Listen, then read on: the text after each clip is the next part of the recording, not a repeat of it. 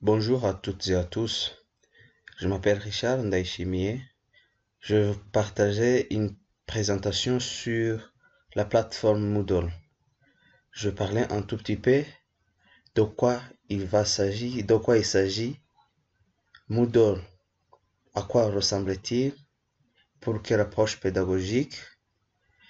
Quelles grandes fonctionnalités dans Moodle? Pour quels avantages?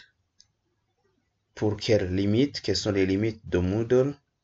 Et enfin, je vais clôturer par vous donner quelques statistiques actuelles de l'utilisation de Moodle. Premièrement, Moodle, de quoi s'agit-il? Alors, Moodle, en toutes lettres, c'est Modular Object Oriented Dynamic Learning Environment. Il s'agit d'une plateforme de formation à distance qui permet de dispenser et de recevoir en ligne des enseignements de formation donc. Donc, c'est une plateforme qui est dédiée à l'enseignement à distance. Donc, c'est un site, un espace qui est créé pour les scientifiques, pour les professionnels de l'enseignement. Pour sa petite historique, nous pouvons dire que la première version de Moodle a été créée en août 2002 par un certain Martin Dougiamas, qui lui-même était un ancien administrateur de la plateforme WebCity de l'université Curtin en Australie. Voilà un peu de l'historique et la compréhension de la définition de Moodle. Pour plus d'informations, Moodle dispose d'un site web https://moodle.org et puis il y a beaucoup d'informations qui sont mises sur ce site web de Moodle pour plus de détails. En résumé, on peut dire que Moodle, c'est une plateforme d'enseignement à distance, comme je le disais tout à l'heure. Il s'agit d'un espace Internet où des gens ou des acteurs interagissent, c'est-à-dire des acteurs peuvent entrer ou sortir, peuvent interagir en direct ou en différé, et chaque acteur a son rôle, chaque acteur joue son rôle. Il y a 4 principaux acteurs, mais je dirais même 3, parce que le quatrième n'a pas vraiment l'acteur qu'on appelle tuteur, n'a pas vraiment beaucoup d'options à réaliser sur Moodle. Nous allons nous intéresser aux 3, c'est-à-dire les enseignants, les apprenants et les administrateurs. Alors, ces acteurs interagissent sur la plateforme Moodle et leurs interactions se font sur des contenus ou des enseignements. Et ces enseignements peuvent se retrouver sous sous 2 principales formes, c'est-à-dire des formes d'activité et des formes des ressources, et tout cela dans l'objectif, donc dans l'optique d'un apprentissage, de partager des apprentissages, de faire des communications, de collaborer dans l'enseignement, mais aussi d'évaluer, parce que par là des enseignements, il y a toujours l'option d'évaluation. Voilà schématiquement comment se présente Moodle. Si on essaie de répondre à la deuxième question qui concerne à quoi ressemble Moodle, la plateforme Moodle, avant de parler de la plateforme Moodle, je voudrais vous présenter le site web de Moodle dont j'ai parlé tantôt. Il y a moodle.org, voilà à quoi ça ressemble.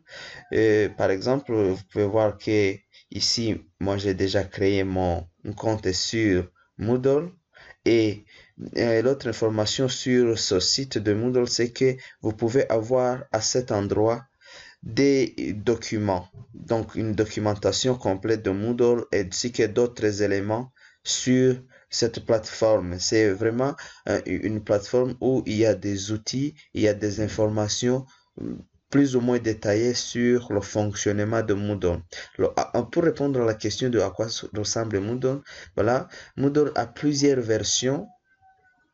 Par exemple, ça c'est une version de Moodle, c'est une plateforme Moodle de cours en ligne de l'Université du Burundi. C'est ça que j'ai pris comme exemple, mais il y a d'autres plateformes, d'autres formes de Moodle où il y a, par exemple, vous allez constater que dans Moodle, on peut avoir son compte qui est là sur la plateforme. Donc, si vous avez accès à cette plateforme, vous avez votre identifiant qui apparaît.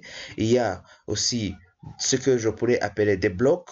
Des blocs, ici, c'est au niveau latéral. Il y a un bloc où on peut naviguer. Vous allez avoir la page d'accueil qui renferme le tableau de bord, les pages du site, les cours, etc., etc. Et il y a le bloc central où vous pouvez voir les éléments des enseignements.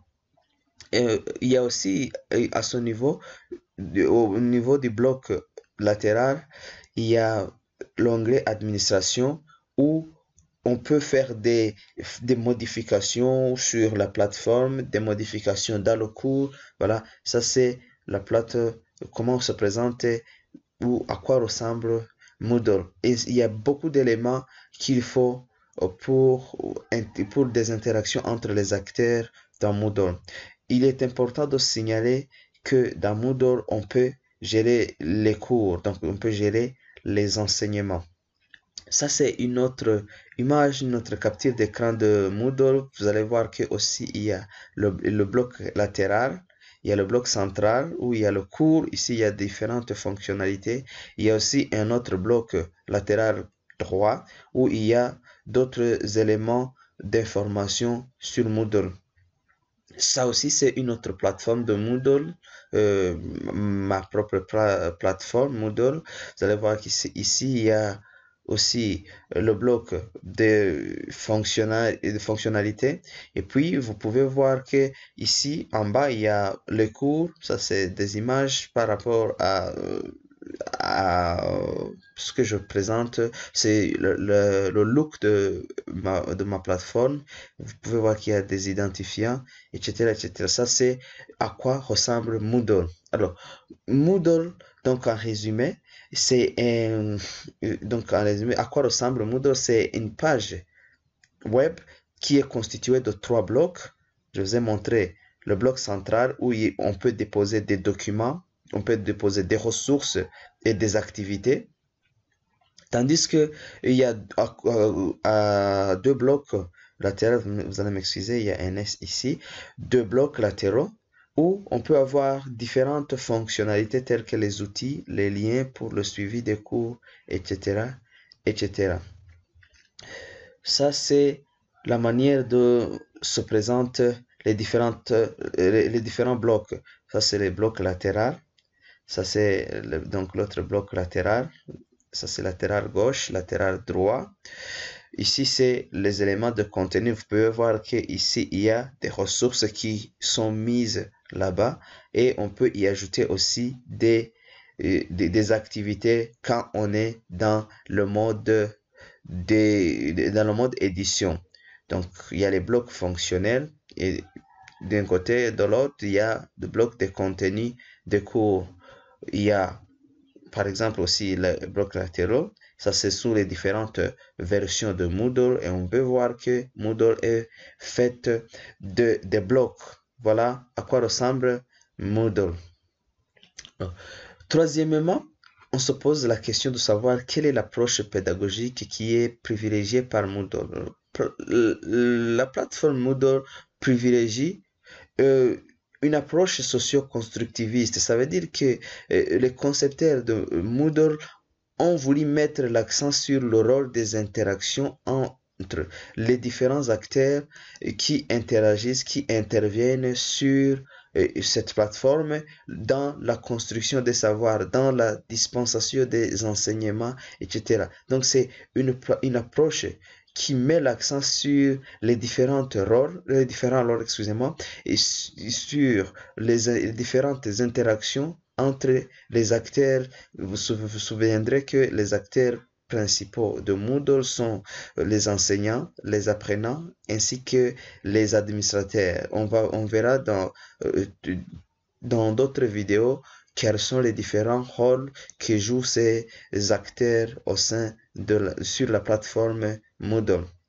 Alors, dans cette même perspective, la plateforme Moodle privilégie ce qu'on peut appeler un échange de connaissances au sein d'un environnement collaboratif. Ce sont des interactions entre les apprenants et les enseignants, sous la supervision, bien sûr, des administrateurs. Donc, il y a une collaboration entre ces acteurs.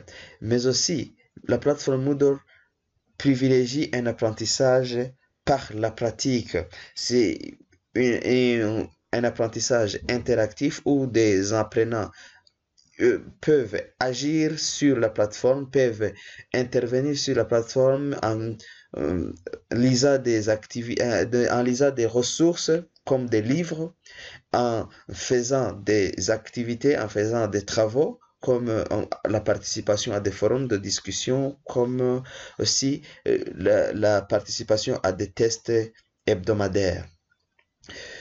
En plus de cela, la plateforme Moodle privilégie un apprentissage par les pairs. Les collègues des enseignants peuvent se partager des cours. Un enseignant peut participer à un cours d'un autre enseignant. Des apprenants, ou qui sont aussi appelés des étudiants, peuvent suivre des cours de différents enseignants. Donc, c'est un apprentissage vraiment par les pairs. Des étudiants peuvent aider d'autres étudiants lors des forums de discussion, etc., etc.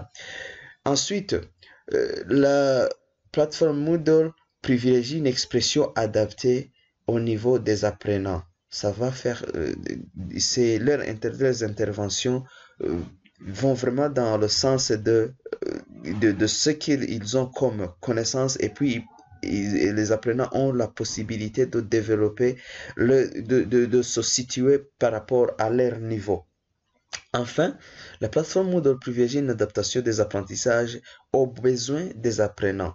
Donc, il va falloir mettre en ligne des apprentissages qui répondent aux besoins des apprenants, non seulement des apprenants, mais des autres acteurs qui vont intervenir sous, je le dis bien, sous la supervision des administrateurs du site. Une autre question qui se pose, c'est de savoir quelles sont les fonctionnalités de Moodle. C'est la quatrième question. Alors, il y a plusieurs fonctionnalités dans Moodle. Il y a la gestion des communications. Premièrement, on peut gérer la messagerie, le forum et le chat. Deuxièmement, il y a la gestion des documents. Sur la plateforme Moodle, on peut y charger des cours, des ressources, des activités. On peut changer des étiquettes, on peut supprimer des étiquettes. Il y a plusieurs activités qu'on peut faire sur les documents qui sont mis sur la plateforme. En troisième lieu, il y a les fonctionnalités où on peut trouver des espaces de travaux collaboratifs tels que les wikis et les glossaires. En quatrième lieu, il y a la gestion des utilisateurs. La gestion des utilisateurs est une fonctionnalité importante dans Moodle parce qu'elle permet de savoir un peu d'historique sur les utilisateurs, les rapports d'activité des utilisateurs, les différentes statistiques de consultation du cours, le profil des utilisateurs, etc., etc. Il y a une autre fonctionnalité qui concerne l'espace des évaluations où on peut donner des tests aux apprenants, des devoirs, on peut faire des sondages, on peut créer un journal ou des leçons, etc., etc. Ça, ce n'est qu'une illustration. Sinon, Moodle a plusieurs autres fonctionnalités que les utilisateurs doivent explorer et exploiter à leur bon sien et puis à leur potentiel pour développer leur potentialité. Voilà, les différentes fonctionnalités sont alors gérées dans le bloc des administrations, dans le bloc qui est appelé administration du site. Ce bloc se trouve sur la plateforme Moodle et vous allez voir que dans le bloc de l'administration du site, on peut gérer les utilisateurs, on peut gérer les cours, on peut gérer les notes ou les syllabus, on peut gérer les autres informations, les données, etc., etc. Tout ça sont des onglets qui, une fois vous cliquez sur, la plateforme vous renvoie sur d'autres pages où vous pouvez faire des modifications, faire des ajouts, etc., etc. Il faut préciser que sur la plateforme Moodle, il y a aussi l'administration du cours. L'administration du cours consiste ça montre les différentes fonctionnalités qui permettent aux gestionnaires de cours de faire des modifications, de faire des ajouts, de faire des suppressions sur le cours. L'exemple qu'on peut donner, c'est que par exemple, les enseignants ont la possibilité d'enregistrer les utilisateurs, donc les apprenants. Les enseignants peuvent charger des cours sur la plateforme. Les enseignants peuvent supprimer ou modifier des ressources ou des activités qui sont mises sur la plateforme, etc., etc. Ça, c'est le lien sur lequel vous pouvez trouver toutes les informations en rapport avec l'administration du cours. Concernant les différentes fonctionnalités, je pourrais bien préciser quelques différents blocs de Moodle, les principaux blocs de Moodle. On a vu qu'il y a deux blocs latéraux et un bloc central. Alors, comme il y a ces trois blocs fonctionnels, je parlais des premiers blocs où vous avez des blocs de fonctionnalité où vous pouvez ajouter des activités, des articles, des calculatrices, etc., etc. Donc, tout ça, si vous cliquez sur, par exemple, ajouter des cours, la plateforme va ouvrir une fenêtre où il vous sera possible d'ajouter des cours. On ne peut pas supprimer ce bloc-là. C'est un bloc qui est là, qui est mis en place par les gens qui ont créé la plateforme. Il n'apparaît que quand on est dans le mode édition. Ça, c'est une information importante qu'il faut maîtriser. Et puis, la liste contient les blocs qui ne sont pas affichés sur la plateforme. Et il faut savoir que tout bloc qui a été supprimé ici pourrait être remis sur la page. Donc, on peut supprimer un bloc. Par exemple, on peut supprimer le bloc des activités et après, vous pouvez le remettre sur la plateforme. Ainsi, plusieurs fonctions intéressantes sont disponibles au niveau de ce bloc et un bon nombre ne sont pas utilisables. Il y a un bon nombre de blocs ou bien d'éléments d'onglets dont on n'a pas besoin en permanence, donc qu'on ne peut pas afficher sur notre page web. Il faut noter que une bonne sélection va permettre de bien faire son travail, de ne pas surcharger son écran. Donc, puisqu'on ne peut pas avoir deux instances du même bloc, parce que par exemple, si on veut ajouter une activité, donc quand on ajoute l'activité sur la page, on n'aura plus la possibilité d'ajouter d'autres activités. C'est ce qu'on veut dire par là. On ne peut pas avoir deux instances sur du même bloc. Pour plus d'informations, voilà le site de Moodle sur lequel on peut trouver les différents blocs.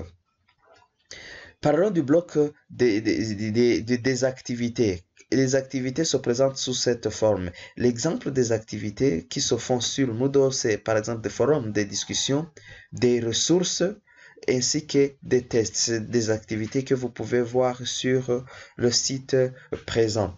Et des activités donnent aux apprenants l'accès aux activités, bien sûr, par type au lieu de par semaine ou par module. Il pourrait y avoir, par exemple, des forums de discussion, distribution à travers de nombreux modules, etc., etc. Ainsi, sous le lien dans activité, tous les forums apparaîtraient sur la même liste. C'est des exploitations qu'on peut faire plus en pratique que cette présentation saurait être un peu théorique.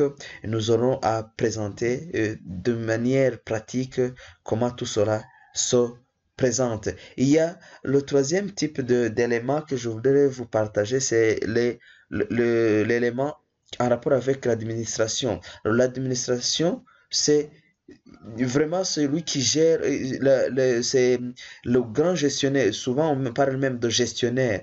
Les personnes ou bien les administrateurs ou les gestionnaires sont chargés de faire tout sur la plateforme. Il y a le site internet qui détaille les activités de l'administration, les activités des administrateurs, et il y a Moodle qui a développé ce document pour savoir quelles sont les fonctions des administrateurs, parce qu'il faut savoir principalement que le bloc administration donne accès aux fonctions administratives qui sont nécessaires pour le maintien du site en activité. Il faut savoir que du côté de l'apprenant, donc l'apprenant n'a pas le droit de faire quoi que ce soit sur l'administration, parce que l'administration est réservée aux personnes ayant le rôle d'administrateur ou de gestionnaire. Souvent, du côté de l'apprenant, donc, le bloc administration n'apparaît pas sur la page de Moodle. Vous pouvez voir une autre forme du bloc de l'administration. Le bloc administration comprend des paramètres pour prendre contrôle du site. Il y a, par exemple, ça c'est le site internet qui permet de bien comprendre les différents paramètres. Le bloc administration permet aussi d'attribuer des rôles, l'ajout de façon individuelle de certains participants. Et vous avez un site un site internet que Moodle a développé par rapport à l'attribution des rôles. Ensuite, il y a sur l'administration, vous pouvez avoir à donner des notes, à modifier des notes. Et chaque fois, je vous présente le site internet sur lequel vous pouvez trouver plus de détails pour une bonne compréhension. Il y a le groupe.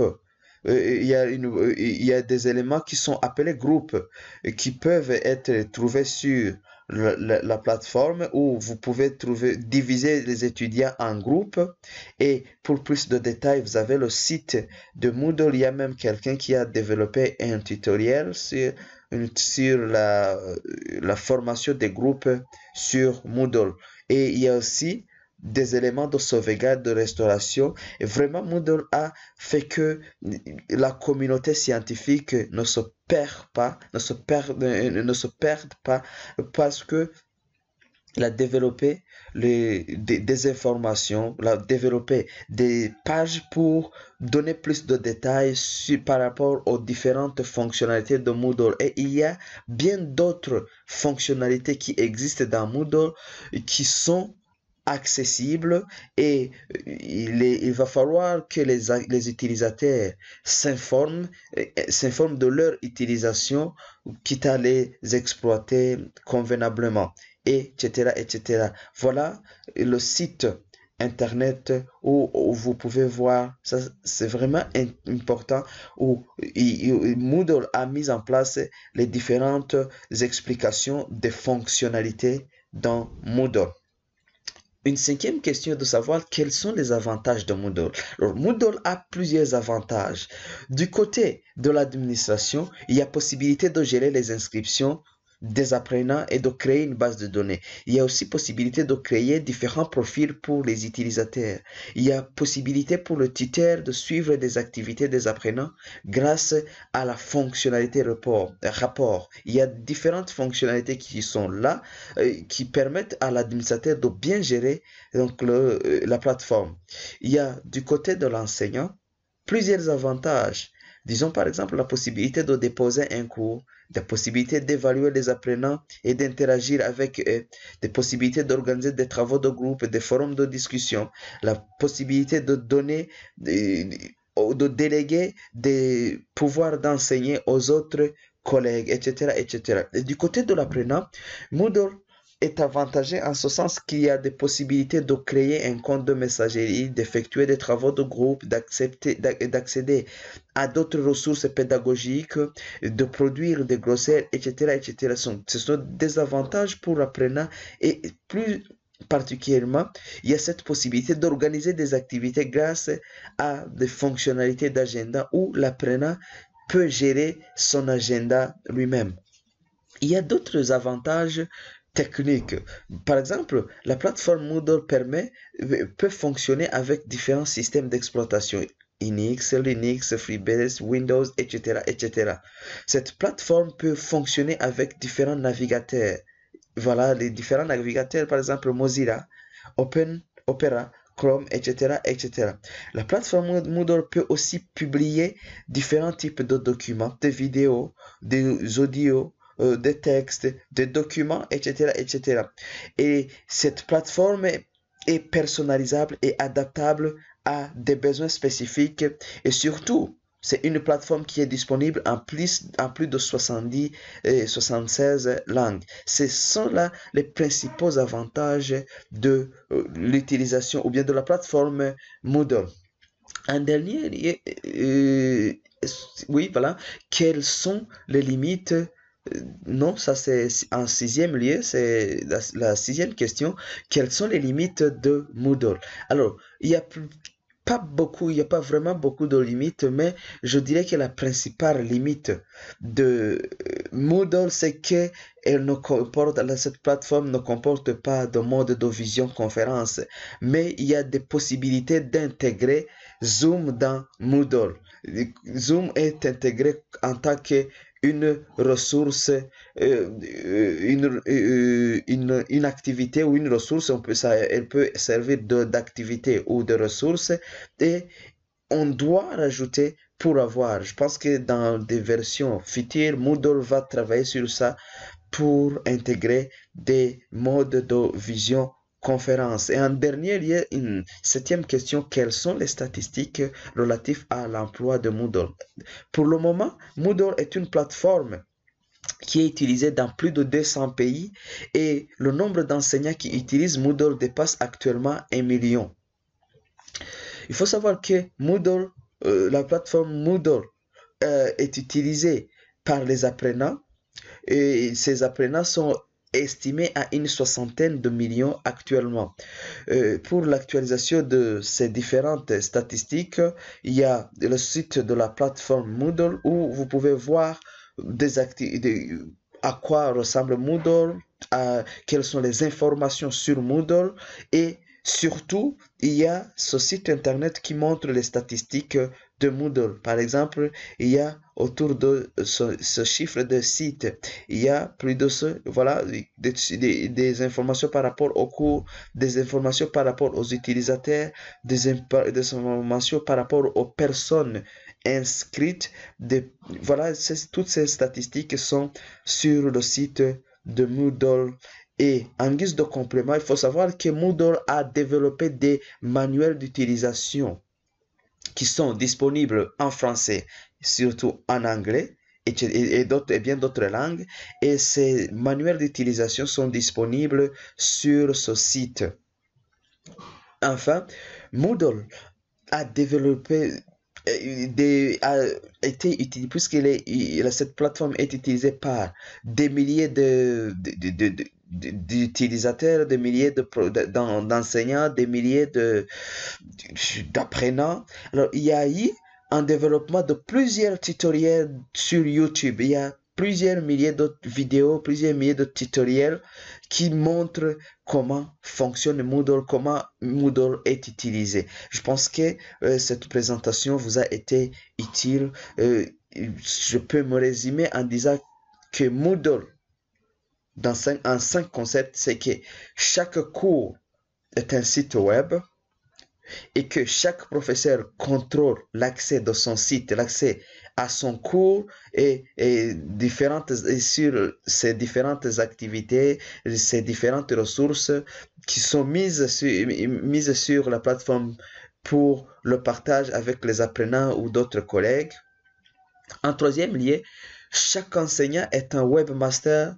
Il peut gérer son cours, il peut gérer les étudiants, il peut gérer les contenus, il peut gérer différentes activités pédagogiques et différentes ressources. En quatrième lieu, Moodle est constitué d'une page web où on peut afficher des informations, des activités, charger des ressources. Et enfin, c'est un site web classique qui est hiérarchique. Voilà un peu de à quoi ressemble Moodle en 5 concepts. Finalement, qu'est-ce que Moodle? Moodle est un matériel qu'on peut utiliser. D'ailleurs, ce n'est même pas seulement un matériel, c'est une ressource plus qu'un outil. Ensuite, Moodle est un outil, une ressource qui permet la mobilisation des apprenants, la mobilisation des enseignants, la mobilisation des utilisateurs qui sont en interactivité, des utilisateurs qui sont en coopération. Et ces utilisateurs en coopération restent attachés à la production des connaissances, à la distribution, au partage des connaissances. C'est un dispositif de maintien de la productivité dans les enseignements. Et en quatrième lieu, Moodle est une plateforme qui est dédiée à la formation ouverte et à distance, et cela va permettre de maîtriser des enseignements, que ce soit en direct ou bien en différé, et les gens peuvent continuer à apprendre partout où ils sont, à n'importe quel moment. Voilà un peu de mots comment fonctionne la plateforme Moodle. Et Moodle n'est pas pour hier. Moodle n'est pas pour demain. Moodle, c'est pour maintenant. C'est pratique pour maintenant. Ça doit être développé dès maintenant.